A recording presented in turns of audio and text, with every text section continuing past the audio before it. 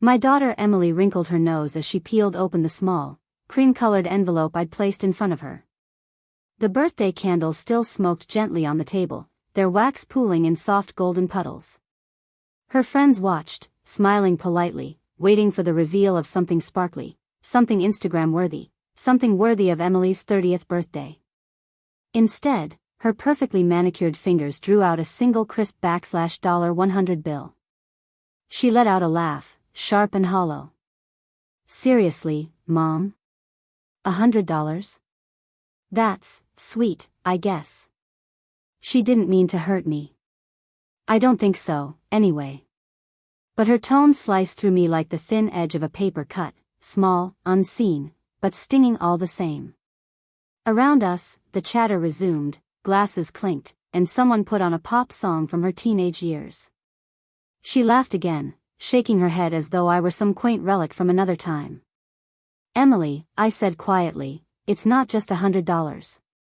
But she had already turned back to her friends, already halfway back to the glittering world she lived in, a world I used to understand, before life wrung the sparkle out of me like water from a rag. I sat there with my smile frozen in place, tasting the metallic sting of old memories pressing against the back of my throat. I had promised myself I would give her the envelope tonight. I had practiced the words. I had even ironed my dress, the one with the tiny rosebuds on it, the one her father once said made me look like spring. But looking at her now, laughing at me, I felt small. Smaller than I had in decades. I thought of the attic, of the box hidden behind the faded wedding quilts. Of the letters inside. Of the night everything changed, and the sound of rain against broken glass. Emily didn't know what the $100 really was. She didn't know it wasn't even mine. And as her laughter bubbled over the table like champagne, I realized I couldn't bring myself to tell her. Not yet. Not with her eyes so bright, so careless. Not with her life still untouched by the shadows that once swallowed mine whole. Because if I told her now, she might see me the way I see myself sometimes, in the quiet hours before dawn, when the world is nothing but the ticking of the clock and the ghosts of what I once had. And maybe she would never look at me the same again. So I smiled, and I swallowed the truth, and I whispered, "Happy birthday, sweetheart," even as my heart splintered quietly in my chest. But later that night, after the guests had gone and the cake had hardened on its platter, Emily followed me into the kitchen. She was barefoot, mascara smudged under her eyes. "Mom," she said, softer now, "why did you look so sad at dinner?" I opened my mouth. Closed it. Opened it again. "I was just remembering," I said. "Remembering what?" she asked. The kitchen light buzzed faintly. My hands trembled around the teacup I held. "Your father," I whispered. Her eyes widened, just slightly, and in that moment, I saw the little girl she once was flicker behind her carefully built adult mask. Then she stepped closer, curiosity knitting her brows. "Mom, what does Dad have to do with the $100? I stared at her, and something old and cold uncurled inside my chest. "Everything," I said. "The last time I saw my husband James alive, he was holding that same $100 bill. It was a damp March morning 29 years ago, and the world smelled like thawing earth and cigarette smoke. He had been standing by the door, coat collar turned up, his hair still damp from the shower. Emily was barely a year old, her tiny fists tangled in my nightgown as she slept against me. James kissed her forehead, and then he kissed me. Back by dinner, he said with that smile of his that always seemed half like a promise and half like an apology. But he never came back. There was a crash on Highway 14. A truck jackknifed on the slick asphalt.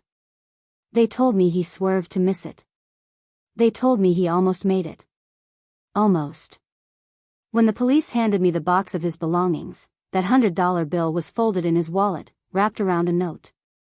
The note was written in his hurried, slanted handwriting. For Emily's future.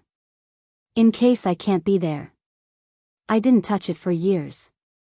I couldn't. It felt too much like a fragment of him, still warm from his hands. I tucked it away in the attic behind the old quilts, the ones my mother had sewn for our wedding. And while Emily grew, through skinned knees, piano recitals, heartbreaks and graduations, I kept that bill locked away. Some nights I would sit alone in the attic, the smell of cedar thick in the air, and unfold it. Run my fingers along the worn edges. Pretend, for just a moment, that his fingers had just left it there for me. For her. I never told Emily. I was afraid she would spend it on something careless, something fleeting. I wanted her to be older, steadier, ready to understand that sometimes the smallest things carry the heaviest weight. But watching her laugh tonight, at me, at it, I wondered if I had waited too long. I wondered if she would ever understand at all. Everything?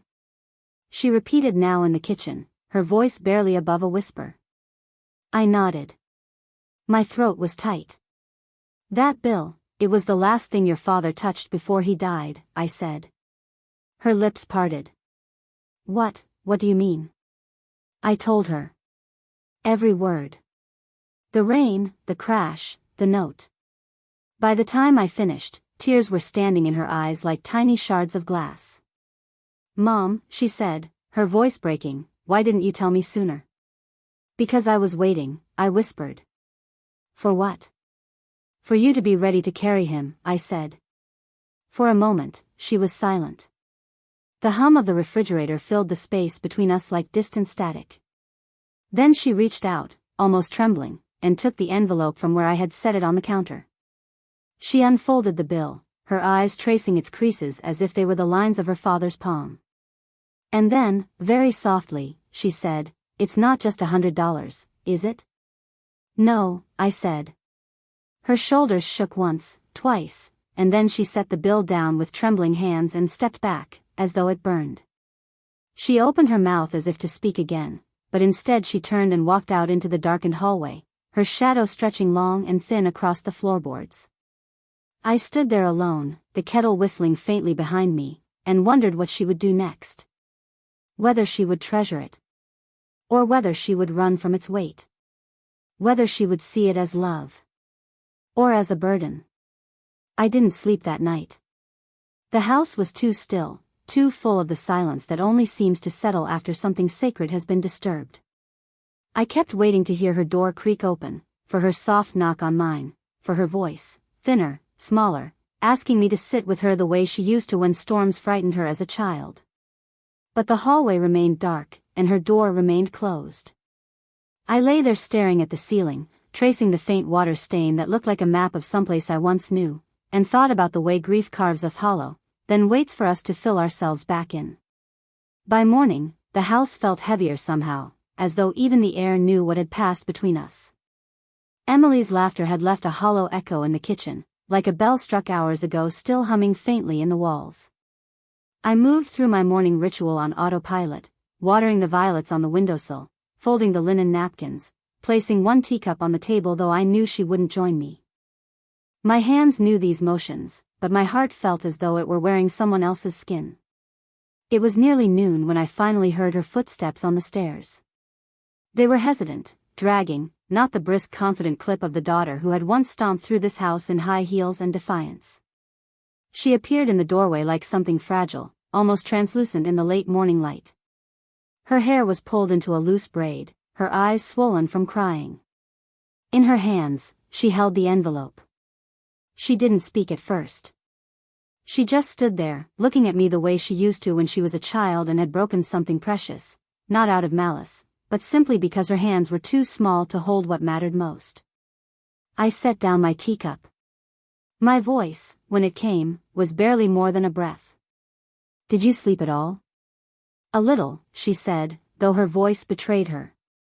She stepped closer, the envelope trembling in her hands. I thought about him all night. About the way he used to throw me up in the air when he came home from work, and how he always smelled like paint and coffee. Her lips trembled, and she blinked hard. I don't know how I forgot those things, Mom. I don't know how I let them fade. I wanted to tell her it wasn't her fault. That life has a way of stealing the small sacred things from us when we're too busy surviving to hold on. But the words caught in my throat, too heavy with my own guilt. She moved to the table and sat, placing the envelope between us like a fragile offering. "I can't just spend it," she whispered. "It's not money. It's him." A lump rose in my throat so thick it hurt to swallow. "I know," I said softly. "That's why I kept it. I wanted you to have it when you were ready to understand that love isn't always loud or grand. Sometimes it's just a folded piece of paper someone leaves behind because they were thinking of you even as the world was ending." She pressed her hands to her eyes, her shoulders shaking with quiet sobs, and I reached across the table to hold her the way I hadn't since she was small enough to curl entirely in my lap. When she finally pulled away, her face was streaked with tears, but her eyes were clear, steady, and filled with something that looked almost like reverence. "I want to keep it," she said. "Not to use it, just to keep it. For him." And then she did something I didn't expect. She pulled her wallet from her purse, slipped out a crisp $100 bill, and placed it gently atop her father's. "So it's from both of you now," she murmured. "So it doesn't have to be lonely anymore." Something in my chest cracked open then, not painfully but like a door long rusted shut finally giving way to light. For the first time in years, I saw her not as the woman who had grown distant and glittering and untouchable, but as the girl who used to sit on this very floor with her dolls lined up in neat little rows, waiting for her father's footsteps on the porch. I reached out and covered both bills with my hand, feeling their delicate weight, and for a brief, aching moment, it felt as though James were sitting at the table with us, smiling that half-smile of his. We sat there in silence, the three of us, though one of us was only a memory stitched into paper. Then Emily exhaled, slow and trembling, and whispered, "I'm so sorry." I laughed. "Mom." "It's all right," I said, and for once I meant it.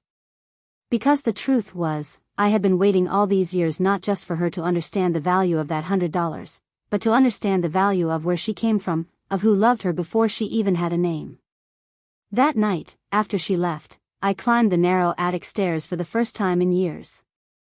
I opened the cedar box and placed both bills inside, nestled between the old quilts that still smelled faintly of my mother's lavender soap.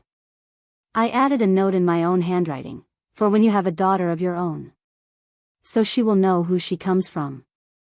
As I closed the box, I imagined Emily years from now, her hair streaked with silver, her hands older but steady, holding her own daughter the way I once held her, and handing her this same envelope with the same trembling reverence. I imagined her whispering, "It's not just $100, and seeing her child's eyes widen the way hers had last night, understanding in an instant that love can be small and paper-thin and still carry the weight of entire lives. And for the first time in decades, the house didn't feel hollow anymore.